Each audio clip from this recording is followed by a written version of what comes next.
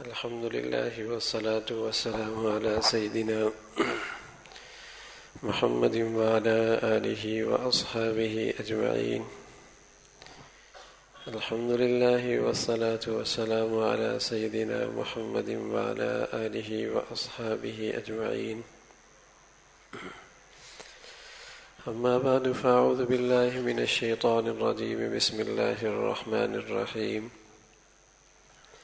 قل هو القادر على أن يبعث عليكم عذابا من فوقكم أو من تحت أرجلكم أو يلبسكم شيعا ويذيق بعضكم بأس بعض. انظر كيف نصرف الآيات لعلهم يفقهون. قل هو القادر على أن يبعث عليكم عذابا من فوقكم أو من تحت أرجلكم أو يلبسكم شيعا ويذيق بعضكم بأس بعض. انظر كيف نصرف الآيات لعلهم يفقهون. وقال الله تعالى أفلا يرون أنهم يفتنون في كل عام مرة أو مرتين ثم لا يتوبون ولا هم يذكرون. وقال الله تعالى ومن أعرض عن ذكري فإن له معيشة ضنكا. صدق الله العظيم. اللهم صل على سيدنا محمد النبي الأمي وعلى آله وأصحابه وسلم. اللهم صل على سيدنا محمد النبي الأمي وعلى آله وأصحابه وسلم. میرے معزز مسلمان بزرگوں، عزیز بھائیوں اور امت مسلمہ کی مقدس ماں اور بہنوں، اللہ کا کلام سچا کلام ہے۔ اللہ کی یہ کتاب اپنے اندر بھرپور زندگی رکھتی ہے۔ اللہ کا یہ کلام اپنے اندر بھرپور زندگی رکھتا ہے۔ یہ ایک زندہ کتاب ہے۔ بس اوقات یوں لگتا ہے کہ یہ آیت ابھی اتری اور ابھی کی تصویر اس نے کھینچ لی۔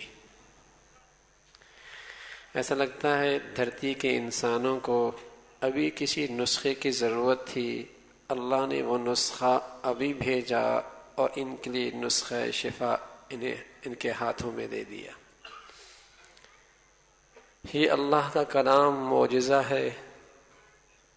معجزہ ہے اور ایک زندہ کتاب ہے۔ اس انسان کو صرف ماضی کی تصویریں نہیں دکھاتا، حال والوں کو بھی ان کی زندگی کی تصویر دکھاتا ہے۔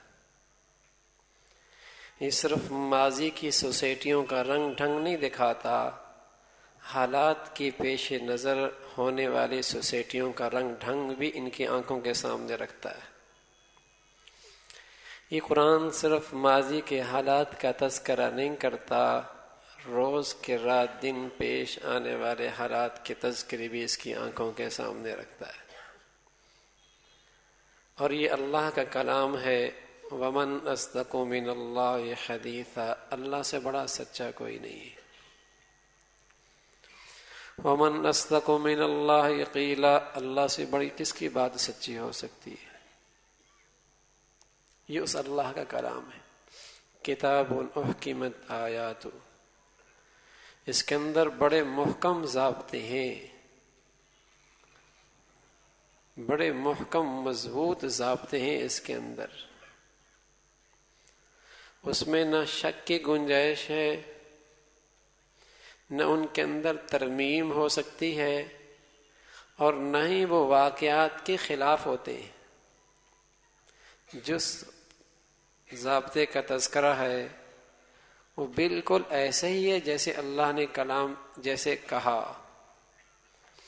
جس ضابطے کی جو نتائج بتائے وہ ویسی ہونی ہیں جیسے نتائج بتائے گئے، ذرہ برابر بھی اس میں تفاوت فرق نہیں آ سکتا،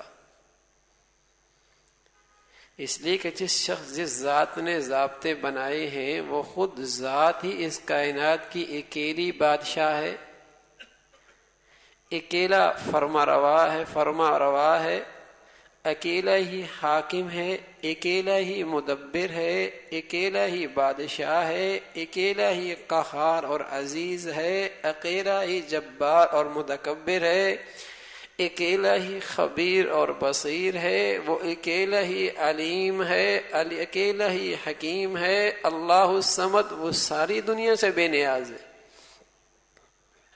وہ ان ساری صفات میں یکتا ہے۔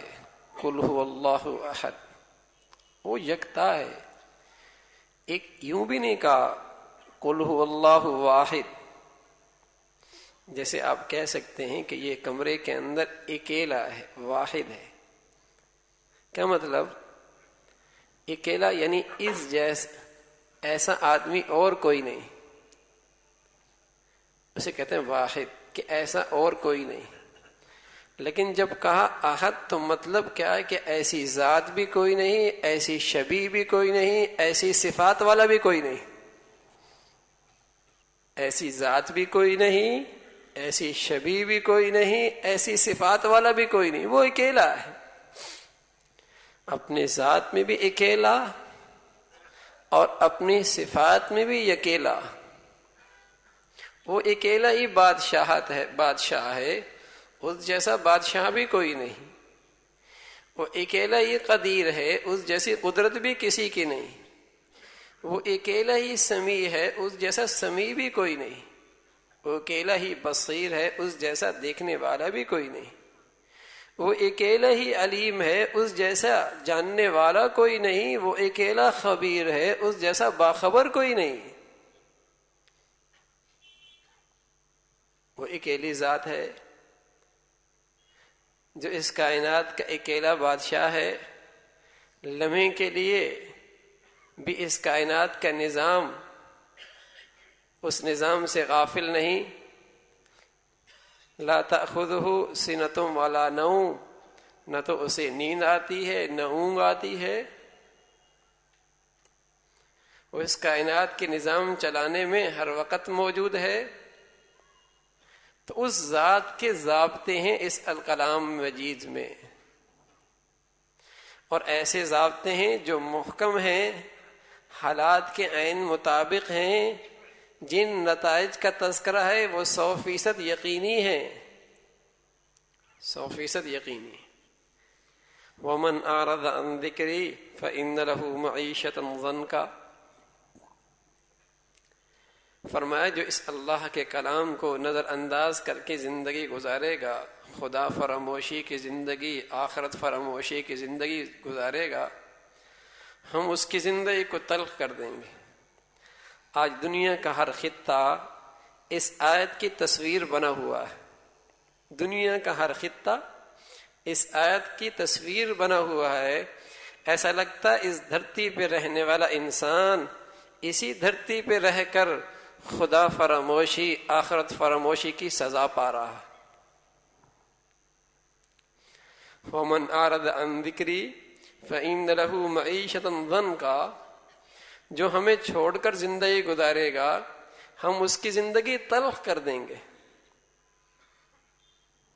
آج یہ روش مشرق مغرب شمال جنوب کے ہر انسان کی ہے تو نتیجہ بھی بھگت رہا ہے، فَإِنَّ لَهُ مَعِيشَةً ضَنْكَ، زندگی تلخ ہوئی پڑی ہے۔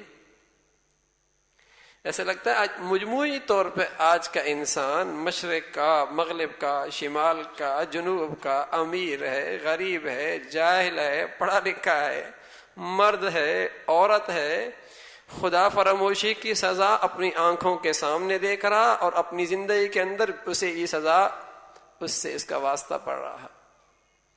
فَإِنَّ لَهُ مَعِيشَةً ضَنْكَ، یہ اللہ کا ضابطہ اور اس کے نتائج ہیں، اس میں دوسری بات کی گنجائش نہیں ہے، اس میں دوسری بات کی گنجائش نہیں۔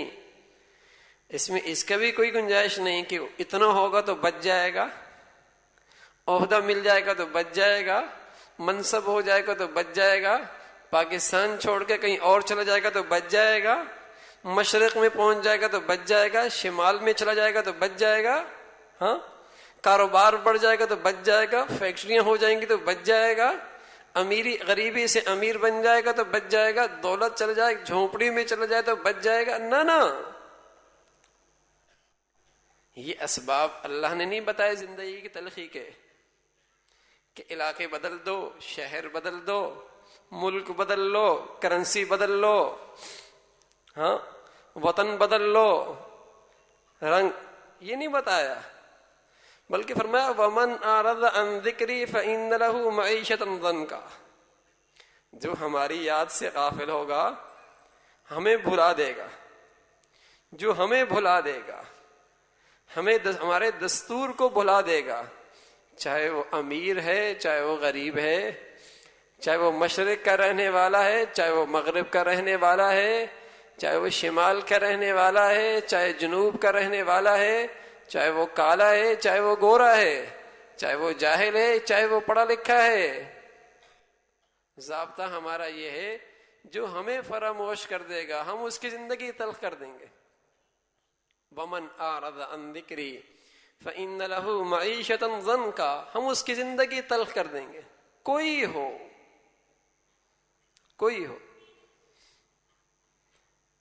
یہ اللہ کا ایک ضابطہ ہے، اور میں عرض کر رہا ہوں میرے عزیزو، قرآن کا ضابطہ ہمیں آئینہ دکھاتا ہے، ہمیں آئینہ دکھاتا ہے کہ ہم اپنی سوسائٹی کی، اپنے گھر کی، اپنی زندگی کی تصویر اس میں دیکھیں کیا آ رہی ہے، اور قرآن میرے بارے میں کیا کہہ رہا ہے اس وقت۔ وَمَنْ أَعْرَضَ عَنْ ذِكْرِي فَإِنَّ لَهُ مَعِيشَةً ضَنْكَ، زندگی تلخ ہو جائے گی، یہ بھی نہیں کہا کہ عہدہ لے لیں گے، یہ بھی نہیں کہا دولت لے لیں گے، یہ بھی نہیں کہا منصب لے لیں گے، یہ بھی نہیں کہا صحت لے لیں گے، یہ بھی نہیں کہا اولاد لے لیں گے، یہ بھی نہیں کہا جھونپڑی میں ڈال دیں گے، نہیں، سب کچھ ہوتے ہوئے بھی زندگی تلخ کر دیں گے، سب کچھ ہوتی ہوئی بھی، فیکٹری کے اندر بیٹھا ہے تب بھی، 5000 گز کوٹھی میں بیٹھا ہے تب بھی، 80 لاکھ کی گاڑی میں بیٹھا ہے تب بھی، اے سی کے اندر شاندار گارڈن میں بیٹھا ہے تب بھی، زربق لباس پہنا ہے تب بھی، ہزاروں کے اندر، لاکھوں کے اندر، کروڑوں کے اندر کھیل رہا ہے تب بھی، ارے دنیا کے اس کے پاس ساری ملکوں کی پاسپورٹ ہی کیوں نہ ہو تب بھی اس کا حال یہی ہوگا۔ وَمَنْ أَعْرَضَ عَنْ ذِكْرِي فَإِنَّ لَهُ مَعِيشَةً ضَنْكَ، ہم زندگی تلخ کر دیں گے۔ اس میں یہ قید نہیں کہ یہ اسباب اختیار کر لے گا وسائل زندگی کے تو ہماری زندگی کی تلخی ختم ہو جائے گی، نہیں۔ اور میرے عزیزو، شاید ہمیں غلط فہمی ہو جائے کہ ہم صرف سر کی آنکھوں سے دنیا کو دیکھتے ہیں اور کسی دنیا دار کو دیکھ کر کہیں بڑا مزے میں ہے، لیکن اگر قرآن کی نگاہوں سے اسے دیکھو گے تو یقین جانیے قرآن تو یہ کہہ رہا ہے، بظاہر تمہیں ضربت زندگی نظر آ رہی ہے اور حشاش بشاش زندگی نظر آ رہی ہے، لیکن اس کے دل کی حالت یہ ہے کہ وہ اپنی زندگی سے بیزار ہے، وہ اپنی زندگی سے بیزار ہے۔ تم سمجھ رہے ہو کہ اس کے پاس اربوں ہیں، تمہیں نہیں پتا رات کتنی کڑواہٹ کے ساتھ گزرتی ہے، تمہیں نہیں پتا دن کتنا بے چینی کے ساتھ گزرتا ہے، تمہیں نہیں پتا کتنی بے سکونی کی زندگی ہو چکی ہے، تمہیں کیا پتا؟ تم کہہ رہے ہو کہ اس کے پاس تو لاکھوں اربوں ہیں، ہو سکتا ہے اسے یہ بات ستا رہی ہو کہ کل میرا یہ اربوں بچے گا نہیں بچے گا، ہو سکتا ہے اسے یہی بات پریشان کر رہی ہو کل میرا کیا بنے گا، اسی نے اس کی زندگی کی نیندیں اڑا دی ہو، اسی نے اس کی زندگی کا سکون چھین لیا ہو۔ کوئی بھی شکل سکون سے محرومی کی ہوگی ضرور، چاہے وہ کوئی بھی ہو، ہوگی ضرور، اس لیے کہ اللہ کا ضابطہ بڑا محکم ہے، اس میں ذرا شک نہیں ہے، اس میں شک کی ذرا بھی گنجائش نہیں، نتائج کبھی غلط نہیں ہو سکتے جو قرآن بتا رہا ہے، وہ 100% ہوں گے، وہ 100% ہوں گے کہ جو ہمیں بھول کر زندگی گزارے گا اسے ان نتائج سے واسطہ ضرور پڑے گا، چاہے وہ زندگی کی کسی بھی شکل کے اندر، خوشنما شکل کے اندر کیوں نہ ہو، اسے ان نتائج سے واسطہ ضرور پڑے گا۔ اور مجھے تو یقین ہے، قرآن ہمیں تو یہ کہہ رہا، ہم تو کہتے ہیں دنیا میں کوئی ایک آدمی بھی اس ضابطے سے ہٹ کر زندگی نہیں گزار سکتا۔ اگر خدا فراموش کیے بیٹھا ہے تو اس کی زندگی میں تلخی ضرور ہے، اس کی زندگی میں تلخی ضرور ہے، بے چینی ضرور ہے، خوف ضرور ہے، بے سکونی ضرور ہے۔ یہ لازمی سی بات ہے، کوئی ایک انسان بھی اس ضابطے کے خلاف نہیں ہو سکتا، یہ اللہ کا ایک ضابطہ ہے۔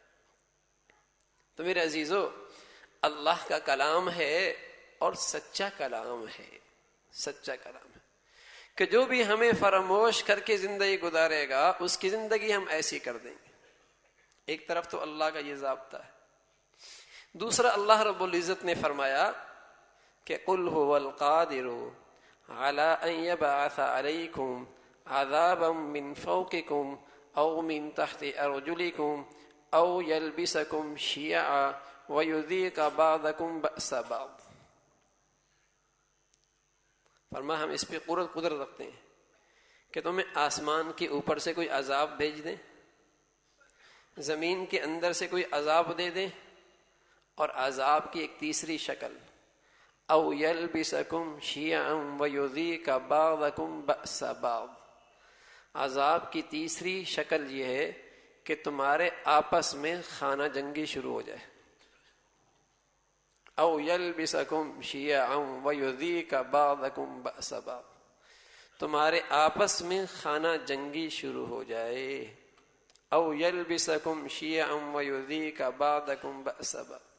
یہ اللہ کا عذاب ہے، اور اللہ کا یہ عذاب کافروں کے قانونوں سے نہیں ٹلا کرتا، کافروں کے نظام سے نہیں ٹلا کرتا، انسانوں کی بنائی ہوئی عقلوں کے نظاموں سے، قانونوں سے نہیں ٹلا کرتا، انسانوں کے ذہنوں کی بنائی ہوئی تدبیروں اور منصینوں سے یہ اللہ کا عذاب نہیں ٹلا کرتا۔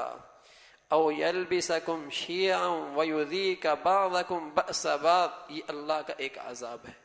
اسی کو ایک دوسری شکل میں اللہ نے فرمایا وَأَلْقَيْنَا بَيْنَهُمُ الْعَدَاوَةَ وَالْبَغْضَاءَ إِلَى يَوْمِ الْقِيَامَةِ، ہم نے تمہارے میں دشمنیاں ڈال دیں، بغض ڈال دیا۔ وَأَلْقَيْنَا بَيْنَهُمُ الْعَدَاوَةَ وَالْبَغْضَاءَ إِلَى يَوْمِ الْقِيَامَةِ، ہم نے دشمنیاں بطور عذاب کے، گھر سے لے کر بازار تک، بازار سے لے کر ایمان تک، ہر طرف دشمنیاں ہیں، ہر طرف بغض ہے، ہر طرف عداوت ہے۔ گھر کی دہلیز سے محاسبہ کیجئے تو بیٹی ماں کی نظر نہیں آتی، گھر کی چوکٹ سے حساب کیجئے تو نظر آتا ہے کہ بیٹا باپ کے بننے کے لیے تیار نہیں ہے، گھر کے صحن سے محاسبہ کیجئے تو نظر آئے گا کہ بیوی شوہر کی بننے کے لیے تیار نہیں، گھر کے چار دیواری پہ ذرا جائزہ لیجئے تو پتہ چل جائے گا کہ ایک ماں کے پینے والے دو بھائی، ایک چھاتی سے دودھ پینے والے، ایک دوسرے کو برداشت کرنے کے لیے تیار نہیں۔ ایک چھت تلے پہ ذرا نظر ڈالیے تو نظر آئے گا ایک دسترخوان پہ بیٹھنے والے یہ بھائی بہن ایک دوسرے کو برداشت کرنے کے لیے تیار نہیں۔ یہ زندگی کی کہانی ایسی نہیں آ گئی، یہ زندگی کی شکل عذاب کی یہ کیفیت ایسی نہیں آئی۔ اللہ کہہ رہا وَأَلْقَيْنَا بَيْنَهُمُ الْعَدَاوَةَ وَالْبَغْضَاءَ إِلَى يَوْمِ الْقِيَامَةِ، یہ ہم نے بطور عذاب کے تم میں ڈال دیا کہ تمہیں باہمی عداوت کا شکار ہو گئے، باہم نفرتوں کا شکار ہو گئے، باہم حسد کا شکار ہو گئے، باہم بغض کا شکار ہو گئے۔ یہ زندگی کو تلخ کر دیتی ہے، یہ پوری زندگی کی شکل ہے۔ قرآن میرے اور آپ کے گھر سے لے کر پوری سوسائٹی کی اور پورے ملک کی تصویر دکھا رہا نا، تصویر دکھا رہا وَأَلْقَيْنَا بَيْنَهُمُ الْعَدَاوَةَ وَالْبَغْضَاءَ إِلَى يَوْمِ الْقِيَامَةِ، یہ نفرتیں رہیں گی جس طرز کی زندگی اختیار کر رکھی ہے۔ اور پھر فرمایا علی ان یبعث علیکم عذابا من فوقکم او من تحت ارجلکم او یلبسکم شیعا. عذاب کی ایک شکل باہمی دستے گریبان ہونا، خانہ جنگی کا شکار ہونا، ایک دوسرے کے خون کے پیاسا ہونا، یہ اللہ کی طرف سے عذاب کی شکل ہے. یہ معاشرے میں جو درندگی نظر آتی ہے، یہ درندے بطور عذاب کے ہم پہ مسلط ہیں. اس لیے میرے عزیزو، اللہ کے لیے یہ مت کہا کرو فلاں قوم کے آدمی نے یوں کیا، فلاں قوم کے آدمی نے یوں کہا. مت کہا کرو ایسا، یوں کہا کرو یہ درندوں نے ایسا کیا، یہ انسان تھوڑی ہیں. مت کہا کرو مہاجر نے یوں کیا، پٹھان نے یوں کیا، پنجابی نے یوں کیا. نہ، اس سے نفرتیں بڑھتی ہیں. یوں کہا کرو کوئی درندے کر رہے ہیں، اسلام دشمن، دین دشمن کر رہے ہیں، یہ ملک دشمن ہے، اسلام دشمن ہے، یہ بطور عذاب کے مسلط ہیں. تو فرمایا او یلبسکم شیعا ویذیق بعضکم بأس بعض. یہ باہم خانہ جنگی ہوگی. اور یہ خانہ جنگی کب شروع ہوتی ہے؟ اس کے اسباب ہیں، اس کے اسباب ہیں. اس کا ایک بڑا سبب عصبیت ہے. عصبیت، جب عصبیت کا گناہ سوسائٹیوں میں ہوتا ہے اور سوسائٹیوں میں وہ عصبیت کا گناہ پروان چڑھتا ہے، ہر آدمی اس عصبیت کی حمایت کرتا ہے. میری زبان کا ہے، میرے وطن کا ہے، میرے رنگ کا ہے، میری نسل کا ہے. پروان چڑھایا نا، پہلے اپنے ہاتھوں سے موٹا کیا، اسے پروان چڑھوایا. جب عصبیت کا اس گناہ کو پروان چڑھایا، آج وہ عذاب بن کے مسلط ہو گیا. رسول اللہ صلی اللہ علیہ وسلم فرمایا کرتے تھے لیس منا من دعا الی العصبیہ. اس کا ہمارے اسلام مسلمانوں سے کوئی تعلق نہیں جو عصبیت کی طرف بلائے. لیس منا من قاتل العصبیہ. اس کا ہمارے سے کوئی تعلق نہیں جو عصبیت پہ لڑے. لیس منا من مات العصبیہ. اس کا ہماری امت سے کوئی تعلق نہیں جو عصبیت پہ مر گیا. محدثین نے لکھا لیس منا کا مطلب یہ کہ یہ مسلمان ہی نہیں رہا. اس لیے فقہاء نے لکھا ہے عصبیت میں مرنے والے کا جنازہ بھی کوئی نہیں. یہ گناہ پروان چڑھایا نا، اسے موٹا کیا، اس کے ہم نوائی کی، اس کا ساتھ دیا. حضور علیہ الصلوۃ والسلام سے پوچھا گیا یا رسول اللہ مل عصبیہ، یہ عصبیت کیا چیز ہے؟ فرمایا ان تعین قومک علی ظلم. تو اپنی قوم کی حمایت کر اس کے ظالم ہونے کے باوجود. پتہ ہے ظالم ہے، لیکن چونکہ ہسپتال بنا دیا، چونکہ اس نے میری تجارتی پالیسی ایسی بنا دی کہ میرا تجارت بڑھ رہی ہے، کیونکہ اس نے میرا گٹر بنا لیا، کیونکہ اس نے میرا سڑک بنا لی، تو میں اس کا سارا ظلم بھول گیا، میں اس کا سارا قتل بھول گیا، اس لیے کہ میری تجارت ٹھیک ہو گئی، میرا گٹر ٹھیک ہو گیا، میری گھر کی سڑک ٹھیک ہو گئی. یہ اس کے مفادات جب بن گئے، ظلم سے اس کی آنکھیں بند ہو گئیں. حمایت کر رہا ہے، حمایت کر رہا. تو فرمایا جب عصبیت کا گناہ پروان چڑھتا ہے تو پھر بطور عذاب کے آپس میں خانہ جنگی شروع ہوتی ہے. عصبیت کی ایک بنیاد رنگ ہے کہ دنیا کے اندر، جنوبی افریقہ کے اندر رنگ کی بنیاد پر قوموں کی تقسیم ہے. یہ گولا ہے، یہ گورا ہے، یہ کالا ہے. عصبیت کی ایک بنیاد نسل ہے کہ یہ میری برادری کا ہے، یہ میری برادری کا ہے. عصبیت کی ایک بنیاد وطنیت ہے، یہ میرے وطن کا ہے. عصبیت کی ایک بنیاد زبان ہے، یہ میری زبان کا ہے. اسلام ان چاروں بنیادوں کو نظر انداز کر کے قوم کو ایک بنیاد پہ جمع کرتا ہے، ایک بنیاد پہ وحدت دیتا ہے. وحدت وہ اسلام کی ہے، وہ ایمان کی ہے، وہ کلمے کی ہے، وہ محمد رسول اللہ کی امت کی ہے. جو عصبیت کی دعوت دے رہا در حقیقت امت کو نبی سے توڑ کر اپنے پیچھے لگا رہا. امت کو نبی سے توڑ کر اپنی طرف لگا رہا. یہ 4 بڑی بنیادیں ہیں عصبیت کی. وطن کی بنیاد پہ عصبیت آئی, ہاں, رنگ کی بنیاد پر عصبیت آئی کہ بے جا حمایت کر رہا ہے, بے جا حمایت کر رہا ہے. اور اب تو عصبیت نے اور پنجے گاڑ دیے, اور پنجے گاڑ دیے کہ بڑی بنیادوں کے بعد پھر چھوٹے چھوٹے ذاتوں میں تقسیم ہو رہے ہیں, بلادریوں میں تقسیم ہو رہے ہیں. یہ ارائیں, یہ جٹ, یہ فلاں اور یہ فلاں اور یہ فلاں, اس کے ادارے مختلف, اس کے ہسپتال مختلف, اس کے رفائی کام مختلف, اس کی خدمات مختلف. اب تو آگے بڑھتے چلا جا رہا, اس کے مراکز مختلف, اس کی مساجد مختلف, اس کے دین کے مرکز مختلف. یہ امت کو ٹکڑیوں میں تقسیم کر دیا گیا, امت کو ٹکڑیوں میں تقسیم کر دیا گیا.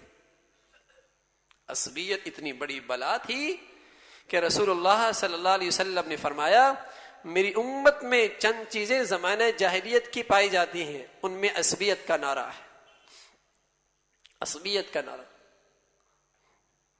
تو میرے عزیزو, جب معاشرے میں یہ گناہ پروان چڑھا, پھر بطور عذاب کے القینا بینہم العداوۃ والبغضاء, جب پھر یہ ہوا وَيُذِيقَ بَعْضَكُمْ بَأْسَ بَعْضٍ, باہمی خانہ جنگی شروع ہو گئی, باہمی خانہ جنگی شروع ہو گئی.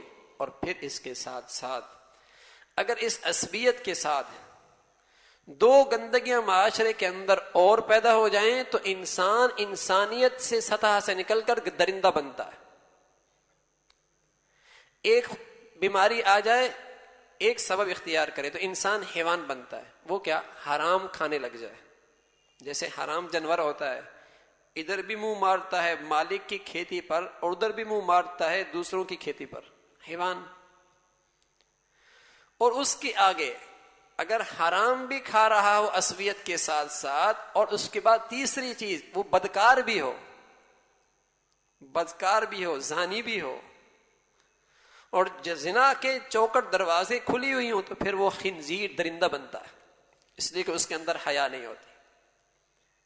تو جس معاشرے کے اندر یہ تینوں اسباب پڑے جائیں تو پھر وہاں آپ کو درندگی نظر آئے گی جس کی آپ روز سن رہے ہیں, وہاں پہ درندگی نظر آئے گی. اس کا تعلق اسلام سے کوئی نہیں, اس لیے کہ اسلام تو اپنے پیروکاروں کو یہ سبق دے رہا کہ کسی شخص نے ایک کتے کو پانی پلایا تو اللہ نے اس کی بخشش کر دی, اور کسی شخص نے ناجائز ایک بلی کو نقصان پہنچایا تو جہنم کا ایندھن بن گیا. اسلام تو یہ سبق دکھا رہا, اسلام تو یہ سبق دے رہا کہ الخلق عیال اللہ, ساری مخلوق اللہ کے عیال ہے. وخیر الناس من احسن الیہا, لوگوں میں سب سے بہترین وہ جو اللہ کے اس عیال سے اچھا برتاؤ کرتا ہے. اسلام تو اس نقطے کو سمجھا رہا. لیکن میرے عزیزو, جب اللہ کی نافرمانی کھلے طور پہ ہوئی اور سب نے اس ظلم کے اندر شرکت کی, اس ظلم کے اندر شرکت کی اور اس عصبیت کو پروان چڑھوایا, اس عصبیت کو پروان چڑھوایا, تو پھر بطور عذاب کے یہ خانہ جنگی شروع ہو گئی, بطور عذاب کے یہ خانہ جنگی شروع ہو گئی. وَأَلْقَيْنَا بَيْنَهُمُ الْعَدَاوَةَ وَالْبَغْضَاءَ إِلَى يَوْمِ الْقِيَامَةِ. اور دوسرا فرمایا لِيُذِيقَ بَعْضَكُمْ بَأْسَ بَعْضٍ, کہ باہمی خانہ جنگی شروع ہو جائے گی. تو بطور عذاب کے ہے یہ. اور ساتھ اللہ رب العزت کہہ رہے افلا يرون انہم یفتنون فی کل عام مرۃ او مرتین ثم لا یتوبون ولا هم یذکرون. سب قرآن سنا رہا ہوں آپ کو تاکہ یقین آ جائے کہ اللہ نے جو کہا وہ تو ہونا ہے, اور جو علاج بتایا ہے وہی علاج ہو سکتا ہے, اس کے علاوہ کوئی نہیں. اولا یرون انہم یفتنون, آپ نے ان لوگوں کو نہیں دیکھا یفتنون فی کل عام مرۃ او مرتین ثم لا یتوبون ولا هم یذکرون. ان پر ایک سال میں 2 مرتبہ کوئی مصیبت آتی ہے یا 1 مرتبہ کوئی عذاب آتا ہے، لیکن یہ ہیں دل کے اندھے، یہ ہیں زبان کے اندھے، آنکھوں کے اندھے، یہ ہیں بہرے کہ انہیں کچھ سمجھ میں نہیں آتا. ثم لا یتوبون، پھر بھی توجہ نہیں کرتے، ولا هم یذکرون، پھر بھی سبق نہیں لیتے.